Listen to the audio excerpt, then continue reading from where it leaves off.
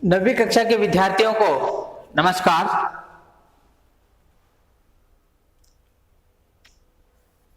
नवीं कक्षा के विद्यार्थियों को हमने पिछली वीडियो कक्षा में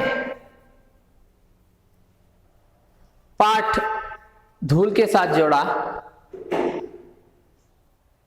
उसी प्रकार पाठ दुख के अधिकार के साथ जोड़ा। धूल पाठ में हम धूल की महत्ता को हमने जाना, दुख के अधिकार में पाठ में हमने गरीब और अमीर दोनों के अंदर गम मनाने का, दुख मनाने का कितना अधिकार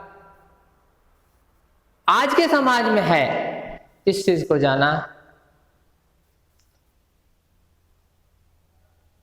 फिर आज मैं उसी कार्य को आगे बढ़ाते हुए 9वीं कक्षा के विद्यार्थियों के लिए व्याकरण को लेकर आया हूं। तो 9वीं कक्षा के विद्यार्थियों के लिए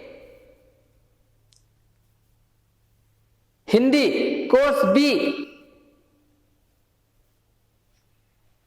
व्याकरण में सर्वप्रथम वर्ण विच्छेद, अनुस्वार, अनुनासिक और नुक्ता, उपसर्ग प्रत्यय, संधि, विराम चिन्ह, इस प्रकार इन 7 विषयों को, व्याकरण के इन 7 विषयों को 9वीं कक्षा के विद्यार्थियों के सम्मुख रखा गया है। तो हमें एक एक कर इन विषयों की जानकारी लेनी है और इन पर पढ़ाई करनी है। तो सर्वप्रथम वर्ण विच्छेद के बारे में हमें जानना है। तो सर्वप्रथम हमें वर्ण विच्छेद के बारे में जानना है। तो देखिए,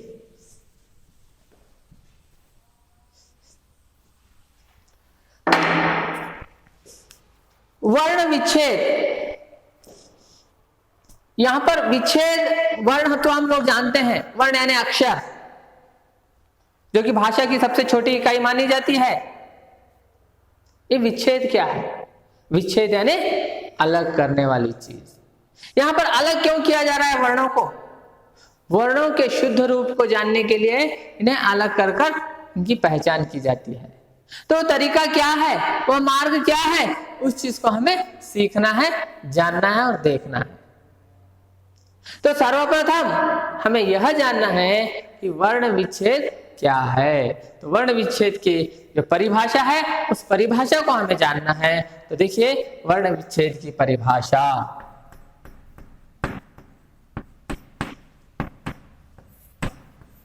वर्ण विच्छेद की परिभाषा, शब्दों की रचना को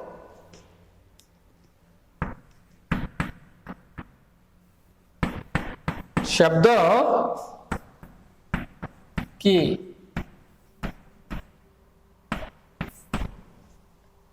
रचना जानने के लिए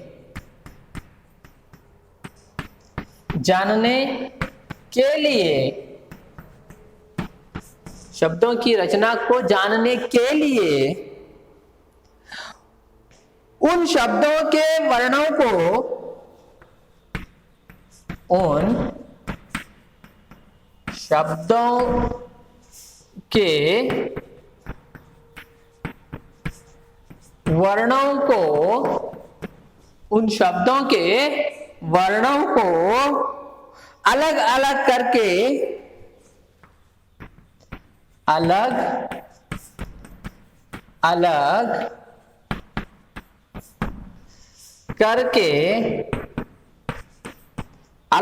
करके दिखाने की प्रक्रिया, दिखाने की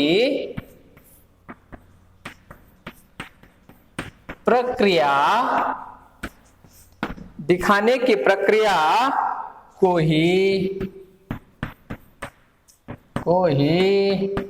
वर्ण विच्छेद,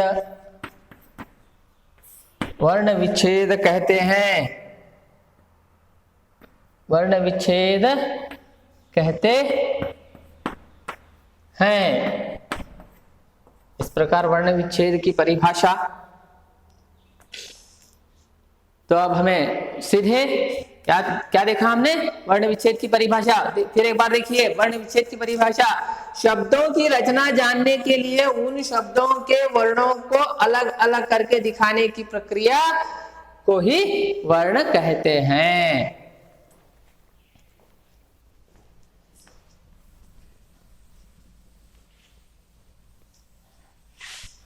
अब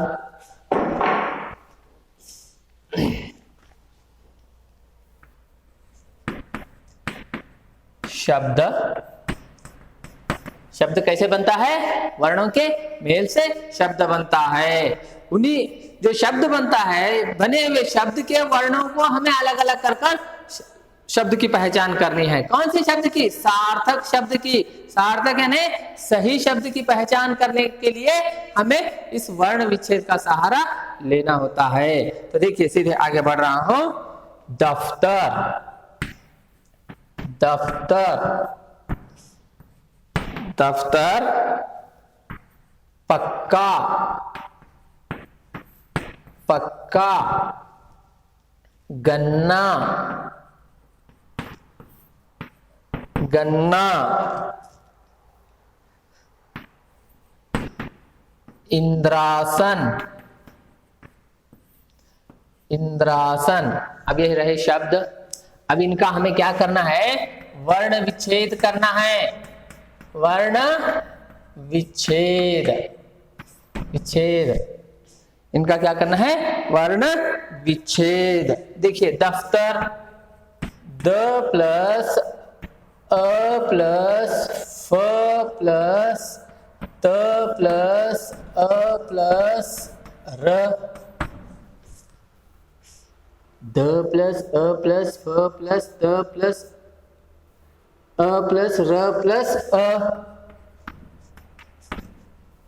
आप कहेंगे सर यहां पर 4 अक्षर हैं, 4 वर्ण हैं, चारों वर्णों के आधार पर आपने 3 वर्णों के सम्मुख स्वरों का उपयोग किया और 1 वर्ण के आगे स्वर का उपयोग नहीं किया। देखिए जहां पर भी आधा वर्ण होता है, व्यंजन वाला आधा वर्ण होता है, वहां पर स्वर लुप्त हो जाता है, गायब हो जाता है। तो वहां पर गायब होने के कारण सिर्फ और सिर्फ एक ही वर्ण को लिखा जाता है। ये हुआ वर्ण विच्छेद वाली चीज। इसमें और एक चीज जोड़नी है हमें, और एक चीज कौन सी जोड़नी है, वह है हल्का चिन्ह, हल्का चिन्ह। ये देखिए जो मैंने चिन्ह लगाए ये हल्के चिन्ह माने जाते हैं, हल्के चिन्ह माने जाते हैं। ये हल्के चिन्ह क्यों माने गए, क्यों लगाए गए व्यंजनों के नीचे, क्योंकि यहाँ पर जो व्यंजन शब्द, व्यंजन वर्ण हैं, उनके अंदर से स्वर गायब हो गया, लुप्त हो गया। लुप्त हो गया यानी बाहर निकल गया। बाहर निकलने के कारण यहाँ पर हमने हल्का चिन्ह उपयोग किया। जहां पर भी हल्का चिन्ह उपयोग में लाया गया वर्ण आपको दिखाई देगा, तो वहां पर उसके वर्ण में आपको स्वर नहीं मिलेगा। तो इस प्रकार हल्का चिन्ह लगाया जाता है। और हल्का चिन्ह जब वर्ण विच्छेद किया जाता है सिर्फ और सिर्फ